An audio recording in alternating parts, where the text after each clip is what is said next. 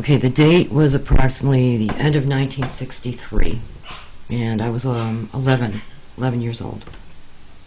Oh, do you remember the weather? It was fall-like. Fall-like. Mm-hmm.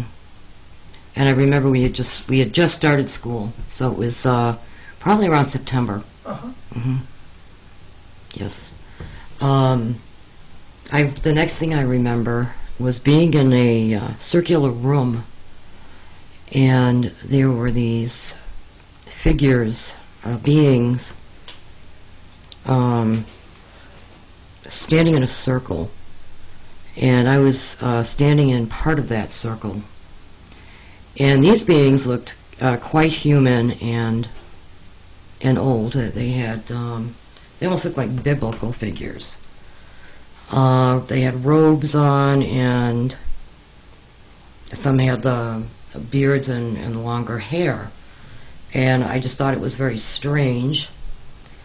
And there was a large screen to my right, and we were being shown something that was going to happen in the future, major events. And I don't know if this was a test or if these were actual events that are going to happen.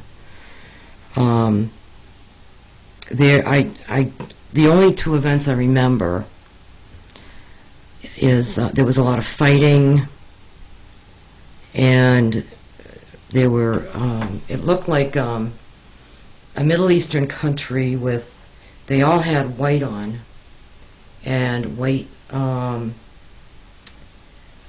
things on their head, and they had their fists raised, and they were it was thousands of people, and they were shaking their fists up in the air. Mm-hmm. And then it was like it drew back away from the earth, the images. And I was shown a huge explosion coming off about either a quarter or a third of the earth. And years later, I knew this couldn't have been a nuclear explosion. It was much more devastating than that. I didn't know if something was hurled at the planet or something erupted from the planet, but the explosion was so massive that it was like, that was it, you know? Mm-hmm. And I was very emotional from seeing all these events. And I was sobbing and crying, and one of these smaller beings that looked different than the first being I saw, the smaller being had the skin was like silly putty, you know, like a whitish, big black eyes, but no pupil. And this being was standing to my right, slightly behind me, and he was rubbing my back, trying to comfort me. And I could feel sadness. So the touch of extraterrestrial wouldn't bother you, right? No, not at all. No.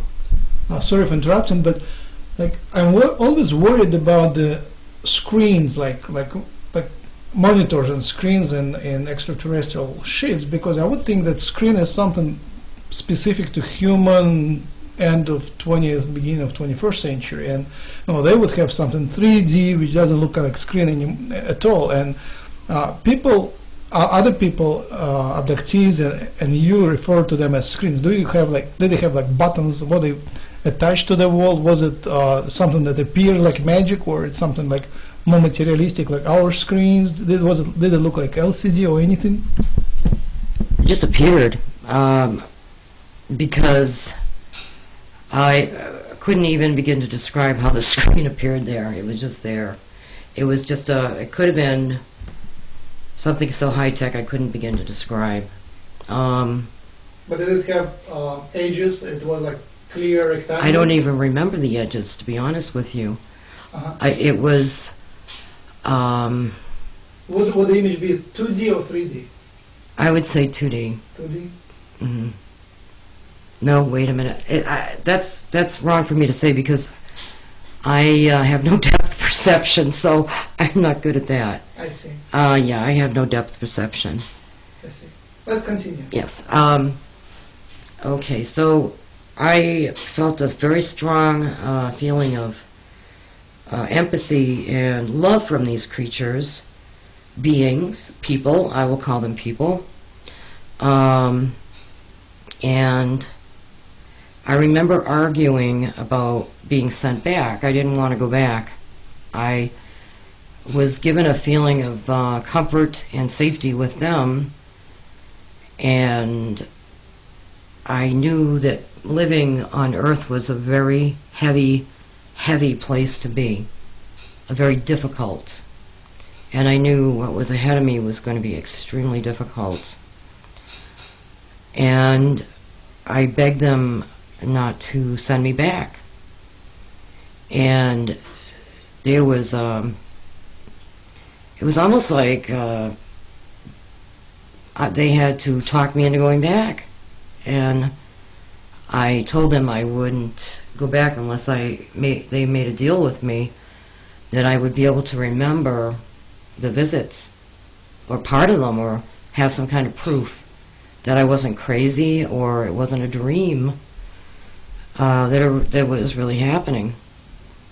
And it seemed as though they deliberated for a while, and then I was approached by one of the smaller beings, and